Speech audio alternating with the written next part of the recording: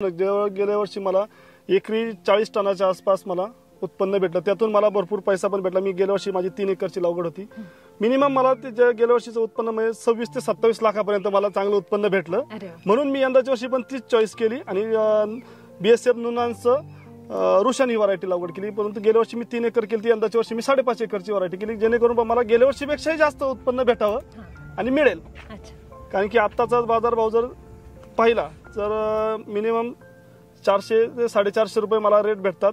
त्या हिशोबाने मला गेल्या वर्षीपेक्षाही जास्त उत्पन्न भेटेल आणि त्याची आशा आहे।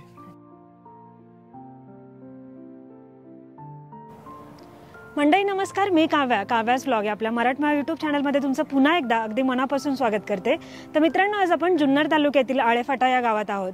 तर आळेफाटा म्हणा किंवा जुन्नरमध्ये तरकारी पिकांची मोठ्या प्रमाणात लागवड केली जाते आणि त्यातच महत्त्वाचं म्हणजे तुम्ही पाहताय की आज आपण कारल्याच्या प्लॉटमध्ये आहोत। आजही वातावरणाचा जो बदलाव आहे आणि स्ट्रेस मॅनेजमेंट करत असताना शेतकऱ्यांना कारल्यामध्ये काम करत असताना बऱ्याचदा समस्या पाहायला मिळतात। परंतु आज आपण ज्या प्लॉटमध्ये आहोत त्या प्लॉटमध्ये अगदी योग्य बियाण्याची निवड करून यांनी हा प्लॉटचं मॅनेजमेंट कशा प्रकारे केला आहे अशा बऱ्याच प्रश्नांची उत्तर आपण या दादांकडून जाणून घेणार आहोत। तर मित्रांनो, व्हिडिओ संपूर्ण पहा, तुम्हाला नक्कीच आवडेल। तर दादा नमस्कार। नमस्कार। काव्यास व्लॉग या माझ्या मराठमा यूट्यूब चॅनलमध्ये तुमचं स्वागत करते। तर सर्वप्रथम मला तुमचं नाव जाणून घ्यायचं आहे। माझं नाव योगेश यशवंत डुंबरे। आणि साधारण किती वर्षापासून तुम्हाला या कारल्यामध्ये एक्सपिरियन्स आहे? मी 2 वर्ष झाले, तेव्हापासून मी ही व्हरायटी लावते। अच्छा, आता साधारण किती क्षेत्रामध्ये लागवड केली आहे? आता साधारणतः माझं 5.5 एकरचं एक क्षेत्र आहे, त्यात मी 2 टप्प्यामध्ये लागवड केलेली आहे। आता सुरुवातीचा टप्पा जो आहे तो माझा 2 एकरचा आहे आणि नंतरचा जो दुसरा टप्पा आहे तो 3.5 एकरचा टप्पा आहे। सर्व प्रकारची शेती करत असताना तर प्रत्येक पीक केलं, प्रत्येक पिकाचा बेनिफिट हा चेक करत होतो। परंतु नंतर मला बाहेरून समजलं की कारले जर लावून पाहिजे कारल्यात चांगले पैसे होतात, चांगले उत्पन्न पण भेटतं। म्हणून मी एक प्रयत्न केल्यानंतर मग त्याच्यातून मी चौकशी केली कुठल्या प्रकारचं बियाणं लावलं पाहिजे। तर मला मी 2-4 मित्रांना विचारल्यानंतर किंवा नर्सरीवाल्यांशी कॉन्टॅक्ट केल्यानंतर त्यांनी मला सांगितलं का ही बीएसएफ कंपनीची एक व्हरायटी आहे। ती व्हरायटी म्हणजे अशी का उत्पन्न आणि रेट या दोन्हींच्या याच्यातून, आणि पहिला सर्वात महत्त्वाचा मुद्दा म्हणजे वातावरणाशी संलग्न व्हरायटी, म्हणून मग मी ह्या व्हरायटीची चॉईस केली। अच्छा, आता ज्यावेळेस आपण एखादं पीक लावतो त्यावेळेस बियाण्याची निवड करणं खूप गरजेचं असतं। आणि त्यातच जसं तुम्ही म्हटलात की बीएसएफ नुनान्स यांचं तुम्ही जे रुशान जे सीड आहे, हायब्रिड सीड आहे, तर ते बियाणं तुम्ही सिलेक्ट केलं। तर ते लागवड करण्यापूर्वी याची नर्सरीचं मॅनेजमेंट कसं केलं होतं तुम्ही? ते मी नर्सरीवाल्यांनाच बियाणं आणून म्हणजे त्यांनाच आणायला सांगितलं होतं की ह्या कंपनीचं मला बियाणं हवंय। तर ते बोलले उपलब्ध होईल। मग मी त्याचा पिरियड विचारला। पहिली गोष्ट म्हणजे किती दिवसात ते तयार होईल, तर त्यांनी मला सांगितलं एक 20 ते 22 दिवसाच्या आसपास त्याची बियाणं तयार होईल।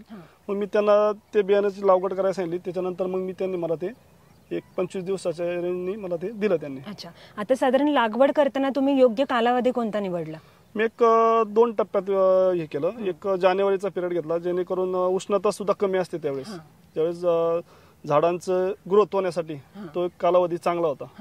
म्हणून मी 1 फेब्रुवारीची चॉईस केली। अच्छा, आता तुम्ही जी पूर्व मशागत केली त्यानंतर तुम्ही जे बेड पाडले, 2 बेडच्या मध्ये साधारण अंतर ठेवले? 2 बेडच्या मध्ये एक 8 फुटाचं अंतर ठेवलेलं आहे। आणि 2 रोपांच्या मध्ये किती? 4 फुटाचं अंतर। अच्छा, आता साधारण एकरी तुम्हाला किती रोपं लागली? एकरी मला 1750 ते 1800 हुंडी लागली एकरी।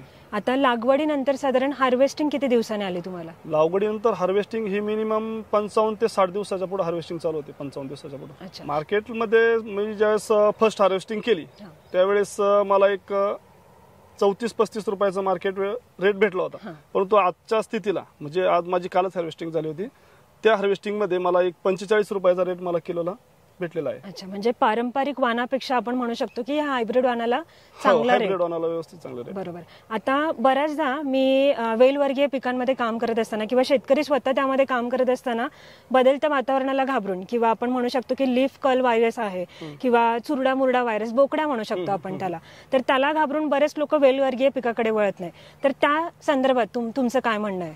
वातावरण उष्णता आहे, परंतु उष्णतेच्या याच्यामध्ये ही जी बीएसएफची नुनहॅम्स रुशान जी व्हरायटी आहे, तर ह्या व्हरायटीत गेल्या वर्षी पण मी केलं तर त्यावेळेस तर कमी प्रमाणात होते, पण त्यापेक्षाही कमी प्रमाणात यंदाच्या वर्षी मला म्हणजे हा जो बोकड्या असेल, चुरामुरा असेल किंवा बाकीचे जे अटॅक आहेत रोगाचे, याचा प्रादुर्भाव ह्या व्हरायटीवरती वृक्षांवरती कमी आहे, म्हणून मी ह्या व्हरायटीची चॉईस केली आणि तिची लागवड केलेली आहे. ही एक महत्त्वाची बाब आहे.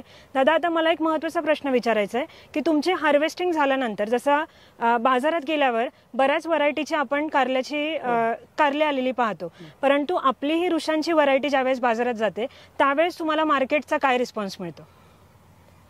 हे कारल्याची साईज, ही जी व्हरायटी आहे ही वृषान व्हरायटी, तर बाकीच्या व्हरायटींच्या तुलनेत हिची शायनिंग, हिचे काटे मजबूत असतात, हिची साईज पण चांगली असते आणि त्यामुळे घेणाऱ्यांचे म्हणजे जो ग्राहक असतो तो ग्राहक असा असतो की त्याला म्हणजे चमक, जी चमक बोलतो आपण, कारण की बाकीच्या व्हरायटी सुकतात बिकतात, जरा थोडेसे काटे लूज होतात, तसं ह्या व्हरायटीचा तसा काय प्रॉब्लेम नाही. ही जी व्हरायटी हिची काटे पण मजबूत राहतात, ह्या वृक्षांना मार्केट पण चांगलं भेटतं आणि एक साईज एक मिडियम साईज असल्यामुळे याला सर्व ग्राहकांचा एक यांच्याकडचा बघण्याचा म्हणजे घेण्याचा कल वाढताय, म्हणून याला बाजार पण रेट पण चांगले भेटतात आणि ग्राहकही खुश होतात आणि शेतकरी पण खुश होतात. बरोबर. तर मित्रांनो, तुम्ही पाहू शकता की 12 ते 15 सेंटीमीटरची जी साईज आहे ती नक्कीच प्रत्येक ग्राहकांना घेण्याजोगी आहे आणि त्यामुळेच आपण असं म्हणू शकतो की मीडियम साईज मध्ये ही कारली बाजारात उपलब्ध होतात, त्यामुळे रेट चांगला मिळतोय. म्हणजे जर शेतकऱ्यांनी तरकारी पिकामध्ये, जसं आजवर बरेच शेतकरी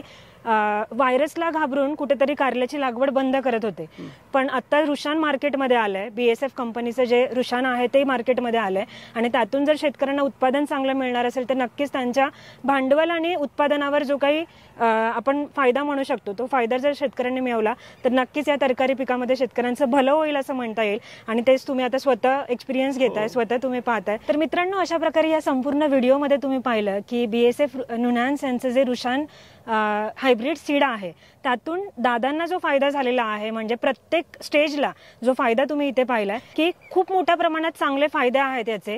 जसं की मगाशी तुम्ही म्हटलात की खूप मोठ्या प्रमाणात त्याचं उत्पादन मिळतं आणि त्यामुळे आपल्याला असं पाहायला गेलं तर जे काही समस्या येणार आहे त्यापेक्षा उत्पादन जास्त आहे, भांडवलाची जी कॉस्ट आहे ती कमी आहे आणि वेळेची जी बचत आहे ती देखील शेतकऱ्यांना होते. दुसरं आणि महत्त्वाचं म्हणजे जसं तुम्ही म्हटलात की साधारण कोणत्याही वातावरणात स्ट्रेस मॅनेजमेंट प्रॉपर झाल्यामुळे किंवा या बियाणाला बीज प्रक्रिया केल्यामुळे येणाऱ्या ज्या समस्या आहेत, जसं लीफ कर्ल व्हायरस असेल किंवा भुरी असेल, तर ह्या समस्या तुम्हाला कमी पाहायला मिळाल्यात. तिसरं आणि महत्त्वाचं म्हणजे यामध्ये काम करत असताना शेतकऱ्यांना क्वालिटी मेंटेन प्रॉपर झालेली आहे. म्हणजे साधारण 12 ते 15 सेंटीमीटरचे जे हे इल्ड आहे ते बाजारात जात असताना ट्रान्सपोर्टेशनमध्ये याला जरी इजा झाली तरी पण हे पुढे पाठवत असताना मार्केटमध्ये याची व्हॅल्यू चांगली मिळते, का तर हे स्वतःची तशी एक खासियत आहे की याचे काटे जरी तुटले तरी पण जो काळसरपणा कारल्याला येतो तो कमी येतो आणि त्यामुळे तुम्हाला जो मार्केटला व्हॅल्यू मिळते ती देखील चांगली मिळणारी आहे. आणि म्हणूनच मला असं वाटतं की नक्कीच शेतकऱ्यांनी कारल्यामध्ये काम करत असताना BASF जे नुनॅन्सचं जे रुशान हायब्रिड सीड आहे त्याची नक्कीच निवड केली पाहिजे, जेणेकरून दादांना जो या प्लॉटमध्ये फायदा झालाय, गेल्या वर्षी झालाय, यावर्षी देखील त्यांनी मोठ्या प्रमाणात लागवड केली आहे आणि ते अपेक्षित आहे की यावर्षी देखील गेल्या वर्षी सारखंच उत्पादन तुम्हाला यावर्षी मिळेल, कारण तुमचे हार्वेस्टिंग सुरू आहे. आज साधारण कितवी हार्वेस्टिंग आहे तुमची? आज माझी एक साधारणतः 6वा ते 7वी हार्वेस्टिंग असेल आजला. आणि हा तोडा देखील आपण आपल्या नजरेने पाहणार आहोत, तर नक्कीच याचा जसा तुम्हाला फायदा झालाय तसा बाकी शेतकऱ्यांना पण होईल. म्हणूनच मी एक शेतकऱ्यांना आवर्जून सांगेल की सफल किसान चुने रुशान.